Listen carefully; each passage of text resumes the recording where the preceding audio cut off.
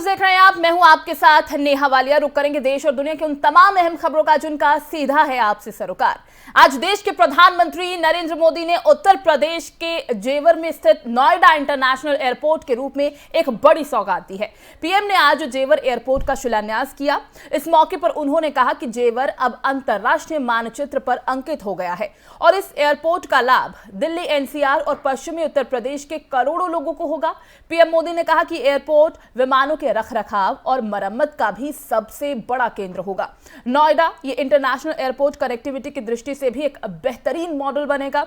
यह भी कहा कि यहां आने जाने के लिए टैक्सी से लेकर मेट्रो और रेल तक हर तरह की कनेक्टिविटी होगी। आज देश में जितनी तेजी से एविएशन सेक्टर में बढ़ोतरी हो रही है, जिस तेजी से भारतीय कंपनियां सैकड़ों नए विमानों को खरीद रही हैं, उनके लिए भी नोएडा इंटरनेशनल एयरपोर्ट की बहुत बड़ी भूमिका होगी। पीएम यहां यह भी कहते नजर आए कि आजादी के बाद उत्तर प्रदेश ताने सुनने को मजबूर था। पहले की सरकारों ने राज्य को अभाव और अंधकार में बनाए रखा।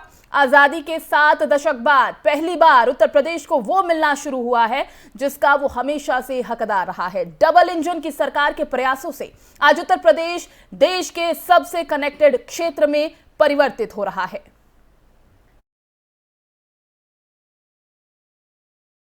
तो प्रधानमंत्री नरेंद्र मोदी का कहना है कि 21वीं सदी का नया भारत आज एक से बढ़कर एक बेहतरीन आधुनिक इंफ्रास्ट्रक्चर का निर्माण कर रहा है। इस दौरान उन्होंने विपक्ष पर भी निशाना साधते हुए कहा कि कुछ राजनीतिक दलों ने हमेशा अपने स्वार्थ को सर्वोपरि रखा है। ये लोग हमेशा अपने परिवार की ही विकास मानते हैं, जबकि हम राष्ट्र प्रथम पर चलते हैं। सबका साथ, सबका विकास, सबका विश्वास, सबका प्रयास, यही हमारा मंत्र है। आइए आपको सुनाते हैं प्रधानमंत्री नरेंद्र मोदी ने जेवर उद्घाटन के दौरान क्या कहा।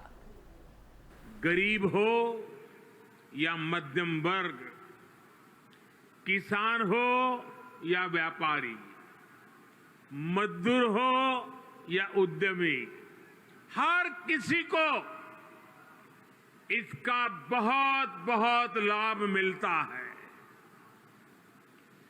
इंफ्रास्ट्रक्चर प्रोजेक्ट्स की ताकत और बढ़ जाती है जब उनके साथ सीमलेस कनेक्टिविटी हो, लास्ट माइल कनेक्टिविटी हो। नोएडा इंटरनेशनल एयरपोर्ट कनेक्टिविटी की दृष्टि से भी एक बेहतरीन मॉडल बनेगा।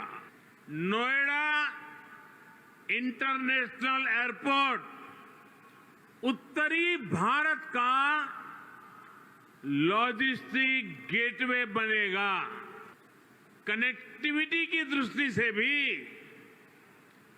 एक बेहतरीन मॉडल बनेगा। यहां आने जाने के लिए टैक्सी से लेकर मेट्रो और रेल तक हर तरह की कनेक्टिविटी होगी। एयरपोर्ट से निकलते ही आप सीधे यमुना एक्सप्रेसवे पर आ सकते हैं। नोएडा, ग्रेटर नोएडा एक्सप्रेसवे तक जा सकते हैं। यूपी, दिल्ली, हरियाणा कहीं भी जाना है तो थोड़ी सी देर में पेरिफेरल एक्सप्रेस वे पहुंच सकते हैं। और अब तो दिल्ली मुंबई एक्सप्रेस वे भी तैयार होने वाला है। उससे भी अनेकों शहरों तक पहुंचना आसान हो जाएगा। यही नहीं, यहां से डेडिकेटेड फ्रेट कॉरिडोर के लिए भी सीधी कनेक्टिविटी होगी। ये एयरपोर्ट विमानों के रखरखाव, रिपेयर और ऑपरेशन का भी देश का सबसे बड़ा सेंटर होगा। यहां 40 एकड़ में maintenance, repair and overhaul MRO सुविधा बनेगी, जो देश विदेश के विमानों को सर्विस देगी और सैकड़ों युवाओं को रोजगार उपलब्ध कराए। आज प्रधानमंत्री नरेंद्र मोदी ने उत्तर प्रदेश के नोएडा में बनने जा रहे एशिया के सबसे बड़े एयरपोर्ट जेवर एयरपोर्ट की आधारशिला रखी। शिलान्यास से पहले उत्तर प्रदेश में मुख्यमंत्री योगी आदित्यनाथ ने लोगों को एयरपोर्ट से होने वाले लाभ यानी फायदों के बारे में बताया।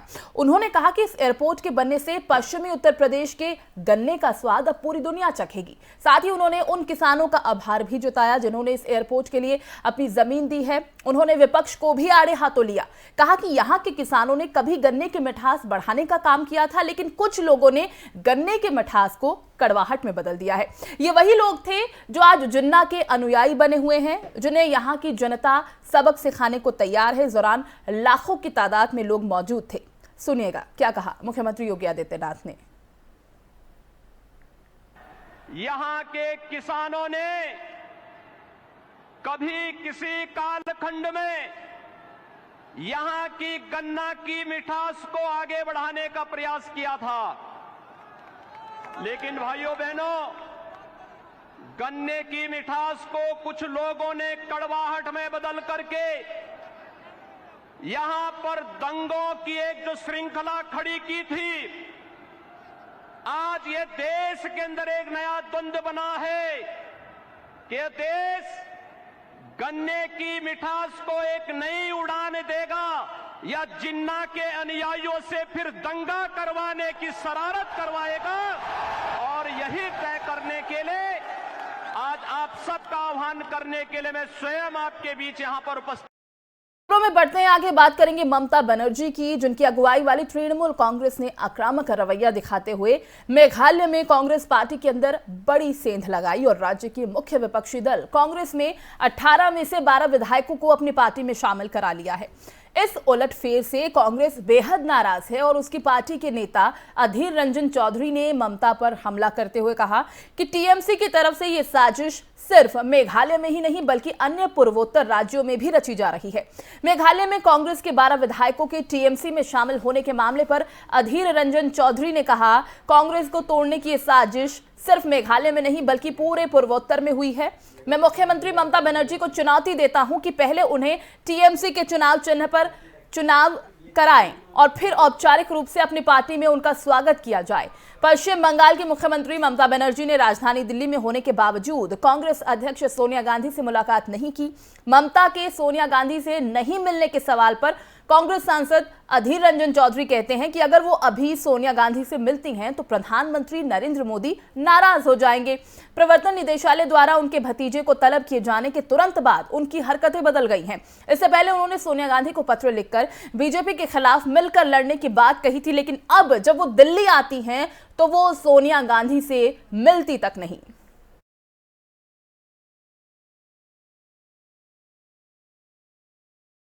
तो वहीं मेघालय में कांग्रेस के 17 में से 12 विधायकों के तृणमूल कांग्रेस में शामिल होने संबंधी खबरों के बीच टीएमसी ने भी कांग्रेस को अयोग्य और असक्षम यानी अक्षम करार देते हुए बृहस्पतिवार को कहा कि कांग्रेसी नेताओं के पार्टी छोड़ने के लिए ममता बनर्जी की पार्टी को जिम्मेदार नहीं ठहराया जा सकता।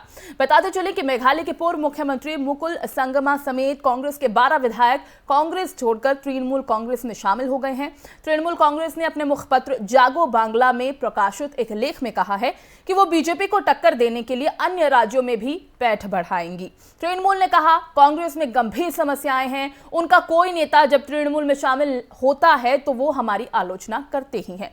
ऐसा लगता है कि कांग्रेस के केंद्रीय नेतृत्व की तुलना में उसकी पश्चिम बंगाल इकाई के प्रमुख अधीर रंजन चौधरी को इससे ज्यादा समस्या है।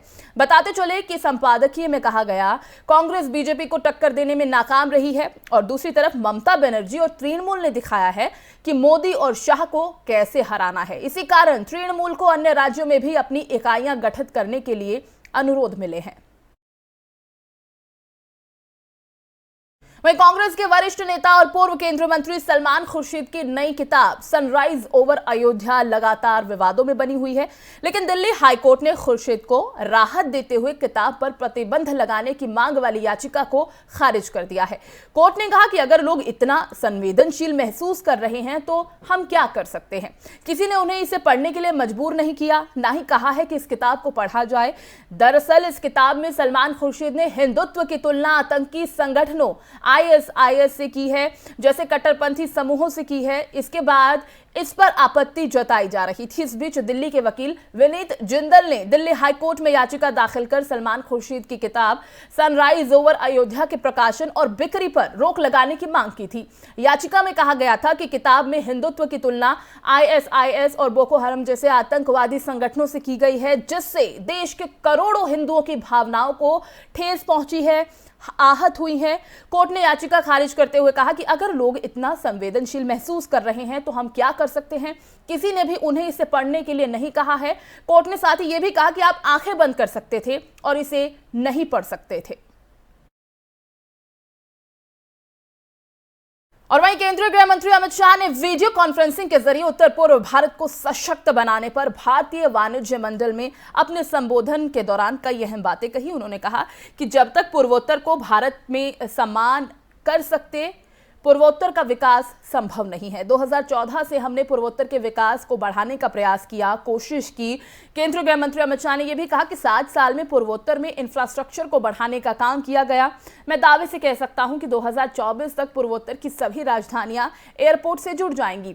8 में से 7 राज्य रेल मार्ग से जुड़े होंगे। कई राष्ट्रीय राजमार्ग बनाने का भी काम किया गया है। अमित शाह ने कहा कि बांग्लादेश के साथ भूमि का समझौता करके पूर्वोत्तर का क्षेत्र बांग्लादेश के बंदरगाह से 2 साल के अंदर ही जुड़ जाएगा और बहुत बड़ा रास्ता दुनिया में जाने के लिए पूर्वोत्तर में उद्योग लगाने वालों के लिए खुल जाएगा।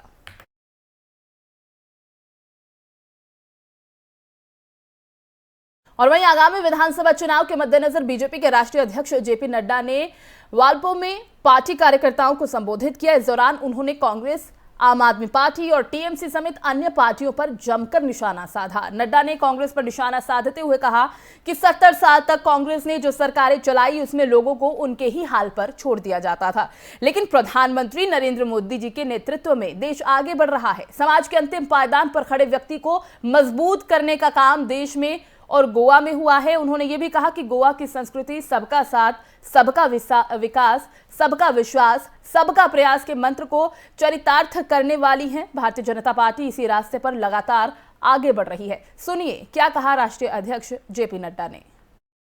मित्रों, जब हम देश की बात करते हैं, 70 साल जो कांग्रेस ने सरकार चलाई वो कैसी सरकार थी? वो सरकार ऐसी थी कि लोगों को उन्हीं के हाथ पर छोड़ दो और चुनाव के समय वायदे करो और चुनाव के प्रलोभन में लोगों से वोट ले लो और वोट लेने के खातिर अगर कुछ उस समय कुछ देना पड़े तो दे भी दो, बाद में छुट्टी पाओ। तुम कौन, हम हैं हम, तुम रहो जहां हो। ये थी कांग्रेस की। लेकिन आज मोदी जी के नेतृत्व में देश आगे बढ़ा और महिला सशक्तिकरण, व्यक्ति का सशक्तिकरण, एम्पावरमेंट, जो व्यक्ति समाज के अंतिम पायदान पर खड़ा है उसको मजबूती करने का काम प्रधानमंत्री जी के नेतृत्व में देश में और गोवा में भी हुआ। इस बात का हमको ध्यान रखना है। इस बार भी खबरों का सिलसिला यूं ही जारी रहेगा।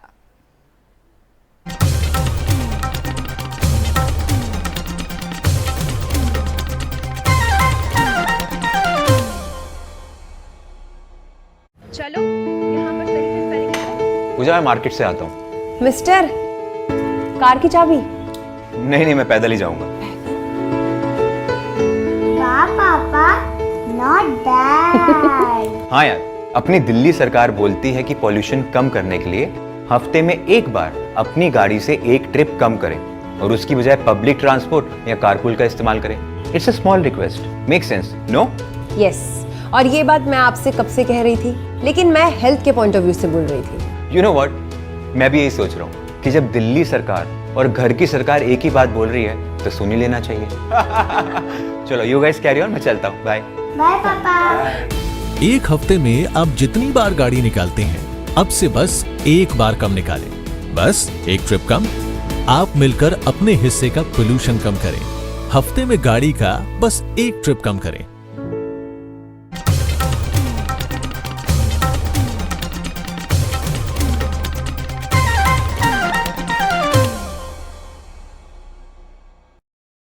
ब्रेक के बाद आप सभी का स्वागत है। बढ़ते हैं आगे। पंजाब में कांग्रेस के दो तरफा आलोचनाओं का सामना उन्हें करना पड़ रहा है। एक तरफ जहां अरविंद केजरीवाल सरकार को घेरने का कोई मौका नहीं छोड़ रही है, तो वहीं दूसरी तरफ पंजाब में कांग्रेस को अपनों का भी विरोध झेलना पड़ रहा है, जिससे कि कांग्रेस के लिए पंजाब में मुश्किलें अब कम होती नहीं दिखाई दे रही। पंजाब कांग्रेस के अध्यक्ष नवजोत सिंह सिद्धू ने एक बार फिर चन्नी सरकार के खिलाफ मोर्चा खोल दिया है।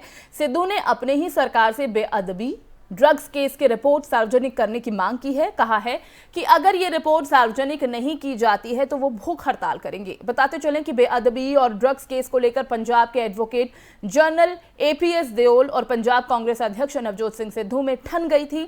सिद्धू के दबाव के चलते ही सीएम चन्नी को पंजाब के एडवोकेट जनरल को हटाना पड़ा था। नवजोत सिंह सिद्धू ने क्या कहा इस पूरे मामले को लेकर, आइए सुनते हैं। 2 महीने पहले जो सरकार बनी की जाके बनी थी, दसो और रिपोर्ट लखा मामा रोजियां, लखा नौजवान सरिया वाला मुर्गे। मैं बटाले में खड़ोता, एक बुजुर्ग कहना सिद्धू मेरा पुत, मैं टैंका आगे खड़ोता, मैं बंबा आगे खड़ोता, मैं जंगा लड़िया 1971 काट दी पुत्रा, मैं मुकदमे लड़े, लेकिन अज मैं हार गया। मैं की होया बापू, कहता अज मैं इस करके हार गया भी मेरा पोता नालियां च रोया फिरदा, नालियां च रोया फिरदा। जे सच्चा मांगा गया ते वो इंसाफ जरूर दवाई। ते मैं अज तुहानूं कहना, जे रिपोर्ट ना खोली पंजाब सरकार ने ते नवजोत सिंह सिद्धू अपनी बेही दा दे उत्ते लाऊ मरण वर्त दे उत्ते। वहीं मध्य प्रदेश सरकार की शिक्षा नीतियों के खिलाफ सीएम आवास का घेराव करने पहुंचे एनएसयूआई कार्यकर्ताओं पर पुलिस ने लाठीचार्ज किया है। कार्यकर्ता पहले सीएम आवास की तरफ जाने वाली सड़क पर पहुंची, जहां पुलिस ने पहले से बैरिकेडिंग लगाई हुई थी। एनएसयूआई कार्यकर्ताओं ने बैरिकेडिंग तोड़ने की कोशिश की, जिसके बाद पुलिस को कानून व्यवस्था को कंट्रोल करने के लिए लाठीचार्ज करना पड़ा। वहीं एनएसयूआई कार्यकर्ताओं को संबोधित करते हुए कमलनाथ ने कहा कि सिर्फ झंडे, बैनर, पोस्टर और नारे लगाने से कुछ होने वाला नहीं है। उन्होंने आगे कहा कि अपनी पूरी ताकत का इस्तेमाल करके कांग्रेस के संगठन को मजबूत बनाओ। कमलनाथ ने यह भी कहा कि आप देश का भविष्य हैं। अगर आपका जोश बरकरार रहा तो अगले 2 साल बाद राज्य में कांग्रेस का झंडा लहराने से आपको कोई रोक नहीं सकता। बताते चलें कि गुरुवार को हजारों छात्रों को छात्रवृत्ति नहीं देने और नई शिक्षा में निजीकरण को बदलाव दिए जाने के खिलाफ सीएम आवास का घेराव करने के लिए छात्रों का ग्रुप वहां पर पहुंचा। तस्वीरें आपके सामने हैं। इस घेराव में हिस्सा लेने के लिए मध्य प्रदेश के संगठन पदाधिकारी और कार्यकर्ता भी शामिल रहे। काफी संख्या में आप देख सकते हैं लोग यहां पर पहुंचे थे। खबरों में बात करेंगे कर्नाटक के धारवाड़ की, जहां पर फुली वैक्सीनेटेड 66 मेडिकल कॉलेज के छात्र दोबारा कोरोना से संक्रमित हो गए हैं, जिसके बाद 2 हॉस्टल को सील कर दिया गया। इस मामले के बारे में जानकारी देते हुए धारवाड़ के डिप्टी कमिश्नर नितेश पाटिल ने कहा कि संक्रमितों की संख्या में इजाफा हो सकता है, क्योंकि बड़ी संख्या में छात्रों ने हाल ही में कॉलेज में हुए कार्यक्रम में हिस्सा लिया था। जितने भी छात्र संक्रमित हुए हैं वो सभी फर्स्ट ईयर के छात्र हैं। वहीं कॉलेज में दाखिला लेने वाले ज्यादातर छात्र दूसरे राज्यों से हैं। एहतियात के तौर पर SDM college of medical sciences and hospital के 2 हॉस्टल्स को सील कर दिया गया है और आगे की जांच की जा रही है। पुलिस ने परिसर की घेराबंदी कर दी है। अस्पताल के कर्मचारियों के अलावा स्वास्थ्य अधिकारियों और कर्मियों को तैनात किया गया है। वहीं उपायुक्त ने मेडिकल कॉलेज का दौरा किया और स्थिति का जायजा भी लिया है। नीट 2021 काउंसलिंग मामले में जानकारी एक सामने आई है और ये अहम जानकारी है। ये नीट काउंसलिंग 2021 का इंतजार कर रहे लाखों स्टूडेंट्स और पेरेंट्स के लिए थोड़ी राहत देने वाली खबर है। केंद्र सरकार ने नीट 2021 काउंसलिंग में आर्थिक कमजोर वर्ग आरक्षण के लिए तय मानदंड पर दोबारा विचार करने की सहमति जताई है। केंद्र ने सुप्रीम कोर्ट में कहा है कि 4 सप्ताह के अंदर इस मामले में नया निर्णय लिया जा सकता है, नया फैसला लिया जा सकता है। सॉलिसिटर जनरल ने एक बार फिर शीर्ष अदालत को आश्वस्त किया है कि जब तक इस मामले में कोई अंतिम निर्णय नहीं हो जाता तब तक काउंसलिंग शुरू नहीं की जाएगी। नीट काउंसलिंग 2021 में ईडब्ल्यूएस आरक्षण को लेकर सुप्रीम कोर्ट में याचिका लगाई गई थी। कोर्ट ने केंद्र से कहा था कि वो इस आरक्षण का लाभ पाने के लिए निर्धारित 8 लाख रुपए सालाना आय के फैसले पर पुनर्विचार करें। अब केंद्र सरकार इस पर सहमत हो गई है। बुधवार 25 नवंबर 2021 को इस मामले पर सुप्रीम कोर्ट में सुनवाई हुई। केंद्र की तरफ से सॉलिसिटर जनरल तुषार मेहता ने सुप्रीम कोर्ट में कहा कि EWS आरक्षण के लिए सालाना आय की सीमा संविधान के अनुच्छेद 15 के तहत निर्धारित की गई थी, लेकिन केंद्र एक बार फिर इस पर विचार करेगा। इसके लिए हमें 4 सप्ताह का समय चाहिए। वहीं आम आदमी पार्टी के विधायक राघव चड्ढा की अध्यक्षता वाली दिल्ली विधानसभा की शांति और सद्भाव समिति ने बॉलीवुड एक्ट्रेस कंगना रनौत को सम्मन भेजा है। पैनल के अध्यक्ष राघव चड्ढा ने जानकारी देते हुए कहा कि दिल्ली विधानसभा की शांति और सद्भाव समिति ने बॉलीवुड अभिनेत्री कंगना रनौत को इंटरनेट मीडिया पर उनके कथित घृणित पोस्ट करने को लेकर तलब किया है। समिति ने कंगना रनौत को उनके द्वारा पोस्ट की गई एक कथित आपत्तिजनक और अपमानजनक इंस्टाग्राम कहानी का हवाला देते हुए लोगों से मिल रही शिकायतों पर 6 दिसंबर दोपहर 12 बजे समिति के सामने पेश होने को कहा गया है। शिकायतों में दावा किया गया है रनौत ने अपनी कहानी में सिख समुदाय को खालिस्तानी आतंकवादी करार दिया था। शांति और सद्भाव समिति द्वारा जारी बयान के मुताबिक कंगना के खिलाफ ये शिकायत मंदिर मार्ग थाने के साइबर में दर्ज कराई गई है। बताते चलें कि इससे बुधवार को मुंबई में सिख समुदाय ने कंगना के खिलाफ सिखों की भावनाओं को आहत करने को लेकर उन पर FIR दर्ज भी कराई गई थी। बुलेटिन में एक और छोटे से ब्रेक के लिए रुकेंगे, लेकिन ब्रेक के उस पार रुक करेंगे अंतर्राष्ट्रीय खबरों का।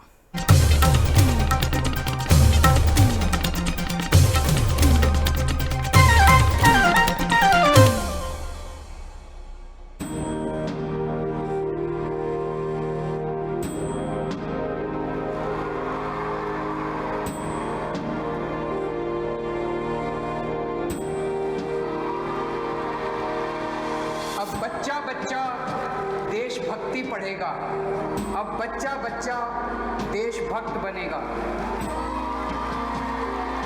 दिल्ली के स्कूलों में हमने देशभक्ति पाठ्यक्रम पढ़ाना शुरू किया है। जब हर बच्चा भारत माँ का वीर सपूत बनेगा, तभी बनेगा भगत सिंह के सपनों का भारत, तभी बनेगा बाबा साहब के सपनों का भारत।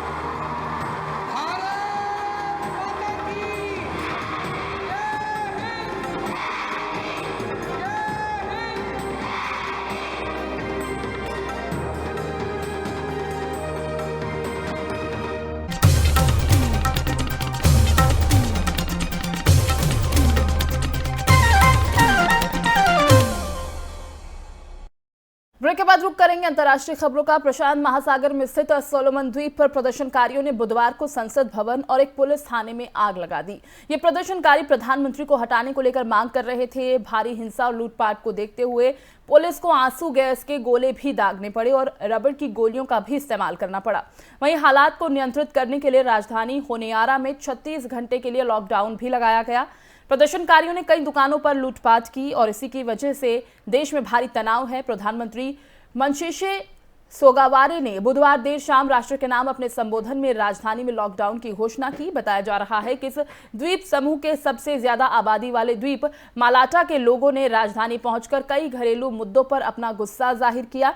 इसमें बुनियादी ढांचे में सुधार के कई वायदों को पूरा न करना भी शामिल है। मालाटा के लोगों ने विकास की दौड़ में पीछे रह जाने पर भी नाराजगी जताई है। हाल ही के दिनों में ये देश चीन के करीब भी आया है। तस्वीरें आप देखिए। ये पूरा मामला सामने आने के बाद देश में काफी तनाव है।